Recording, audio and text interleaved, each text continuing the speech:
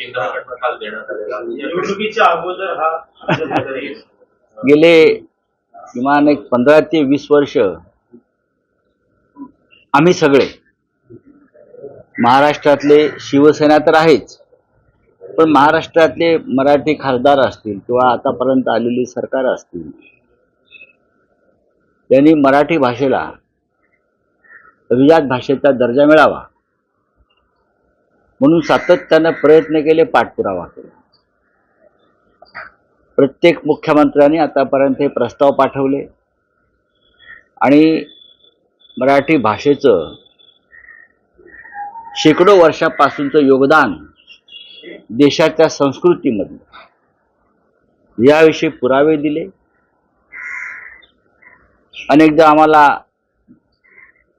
नकार घंटा ऐकायला मिळाल्या. सध्याच्या गृहमंत्र्यांकडूनही नकार घंटा आम्हाला ऐकायला मिळाल्या होत्या मागच्या सरकारच्या काळात.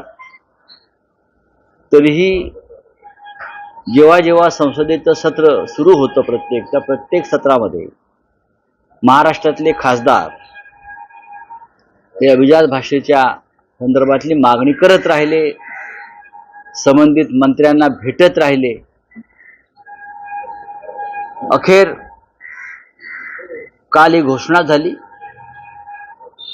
मराठी भाषेसह अन्य 4 भाषांना सुद्धा दर्जा दिलेला आहे.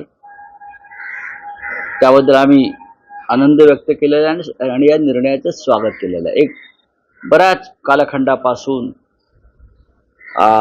एक मागणी होती आमची, आपल्या सगळ्यांची, ती पूर्ण झाली. ही आनंदाची गोष्ट आहे. त्याच्यामुळे मराठी भाषेला राष्ट्रीय स्तरावर अनेक विद्यापीठातून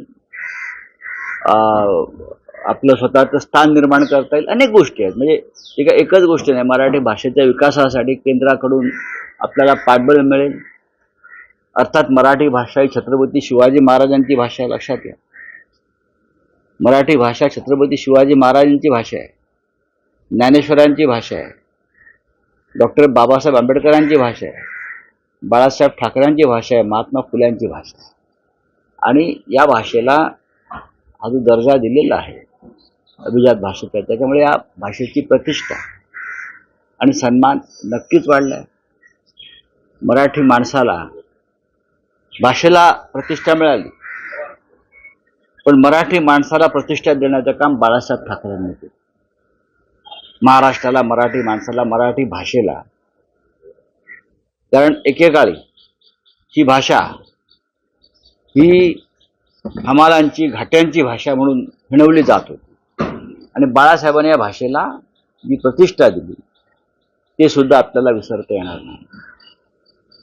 आता ज्याप्रमाणे मराठी भाषेला प्रतिष्ठा प्राप्त करून दिली सरकारी पातळीवर, त्याच पद्धतीनं माझं आव्हान आहे केंद्र सरकारला, शिवसेनेचं, की मराठी माणसाचा जो रोजगार आपण पळवून नेत आहे अन्य राज्यात, तो कृपा करून थांबवा आणि मराठी भाषेबरोबर मराठी माणसाचा हक्काचा रोजगार सुद्धा त्याला आपल्या महाराष्ट्रात मिळू द्या, ज्यासाठी बाळासाहेब ठाकरेंनी 55 वर्षापूर्वी एक आंदोलन उभं केलं होतं. त्या आंदोलनाचं नाव शिवसेना. फक्त भाषेला प्रतिष्ठा मिळाली, माणसाला मिळाली पाहिजे. जिथे भाषा बोलली जाते त्या महाराष्ट्राची लूट करून भाषेला प्रतिष्ठा देणं हे तितकंसं, म्हणजे ही गंभीर बाब आहे की भाषेला प्रतिष्ठा, माणसाला प्रतिष्ठा, राज्याला प्रतिष्ठा. ज्या पद्धतीनं महाराष्ट्राची बदनामी देशात सुरू आहे, ती गद्दारी पाहता, बेईमानी पाहता या राज्यातली, फक्त भाषेला दर्जा देऊन हा कलंक पुसला जाणार नाही. पण नक्कीच आज आम्ही सगळे आनंदी आहोत. श्रेयवादाची देखील लढाई होऊ शकते या भाषेला, दर्जा मिळावा, श्रेयवादाची देखील लढाई, श्रेयवादाची लढाई नक्कीच होणार. मी कालच सांगितलं आहे, कोणी श्रेय उपटण्याचा प्रयत्न करू नये. ते श्रेय उपटण्याचे प्रकार आता सुरू होतील. आज मोदी आहेतच महाराष्ट्रात, बाजूलाच आहेत, प्रधानमंत्री जे आपले आहेत. तर श्रेयवाद कोण कशाला घेईल? इथे प्रत्येकाचं योगदान या आजच्या निर्णयात आहे. आता फक्त आहे की निवडणुका आहेत, महाराष्ट्राचा रोष आपल्यावर आहे, लोकसभेत दारुण पराभव झालेला आहे महाराष्ट्रात आपला, त्याची भरपाई करण्यासाठी जर तुम्ही केला असेल तर आम्हाला तुमची भीक आणि मेहरबानीची गरज नाही. मराठी भाषा ही महानच आहे. हा, म्हणजे लोकसभेत आम्हाला हरवलं म्हणून तुम्हाला आम्ही आता मराठी भाषेला हा अभिजात भाषेचा दर्जा देतो असं जर कोणाला वाटत असेल ही मेहरबानी, तर ते मेहरबानीची या मराठी भाषेला गरज नाही. मी मगाशीच म्हणालो ही शुरांची भाषा आहे, ही मर्दांची भाषा आहे, ही शाहिरांची भाषा आहे, हा, ही संतांची भाषा आहे. आणि महाराष्ट्रामध्ये ही सगळी परंपरा शौर्याची आणि संतांची ही फार महान आहे.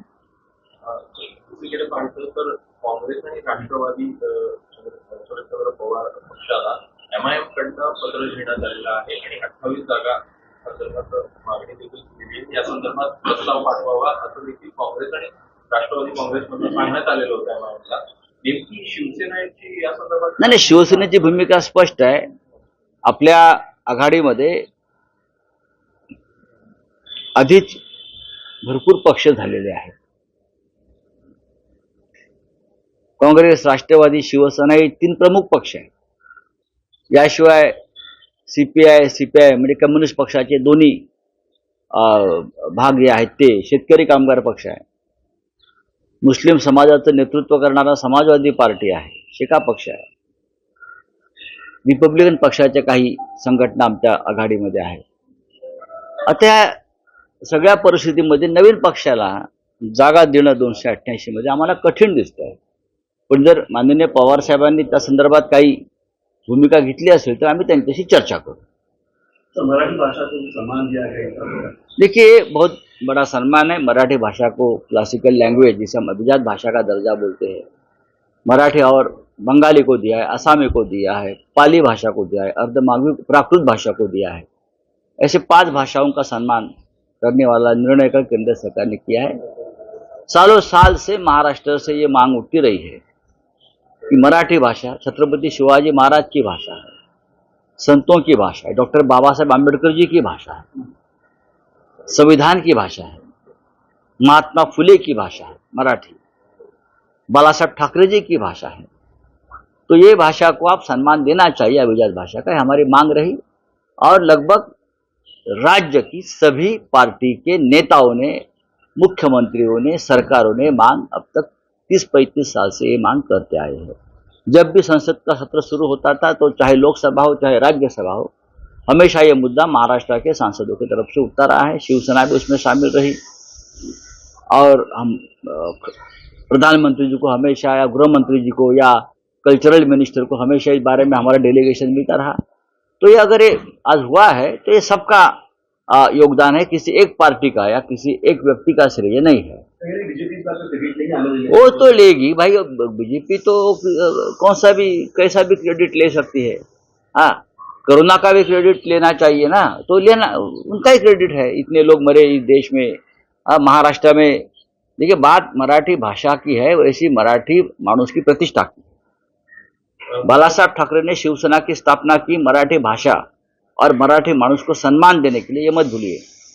अपने कागज पर किया है, बाला साहब ठाकरे ने जमीन पर किया है, ये भूलना नहीं चाहिए। सबसे पहले महाराष्ट्र से जो पूरे उद्योग, इंडस्ट्री, व्यापार, रोजगार बाहर जा रहा है उसको रोकिए। मराठी भाषा के साथ इस राज्य की भी प्रतिष्ठा बढ़नी चाहिए। तो फडणवीस ने कहा था मैं वापस आऊंगा, और अमित शाह ने कहा कि हम अपने दम पर बीजेपी की सरकार लेंगे। कौन बोल रहे हैं?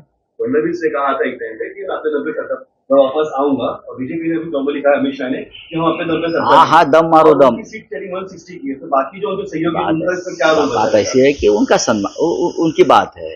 अभी अपने दम पर लाते हैं तो उनका दम।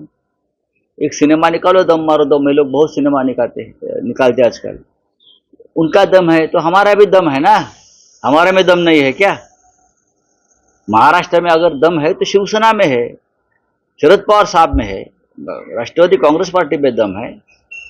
तो देखिएगा कौन किसका दम दिखाता है चुनाव में। लोकसभा में हमने हमारा दम दिखाया है। उनके सहयोगी उनका क्या होगा सर, जिस तरीके से वो अपने दम पे सरकार लेगा, तो सहयोगी का आने वाले है, अगर इस तरीके से- जब शिवसेना के साथ बीजेपी थी तब भी वो अपने दम पर सरकार लाएंगे, अपने दम पर चुनाव लड़ेंगे, भाषा चलती थी ना। अभी यही भाषा वापस वो करने लगे हैं, तो वो तो उनका एक स्वभाव है, उस पार्टी का कैरेक्टर है, उस पार्टी का। जिनको भी साथ लेते हैं अपने स्वार्थ के लिए, काम होने के बाद उनको फेंक देते हैं और अपने दम की भाषा 100% की भाषा करते हैं. Thank you. मुख्यमंत्री लाडकी बहीण योजनेचे देश विदेशातील प्रत्येक घडामोडींचे लाईव्ह अपडेट मिळवण्यासाठी आता साम टीव्हीच्या सर्व सोशल मीडिया प्लॅटफॉर्मला लाईक, फॉलो आणि सबस्क्राईब करा. तसंच सर्व नोटिफिकेशनसाठी बेल आयकॉन प्रेस करायला विसरू नका.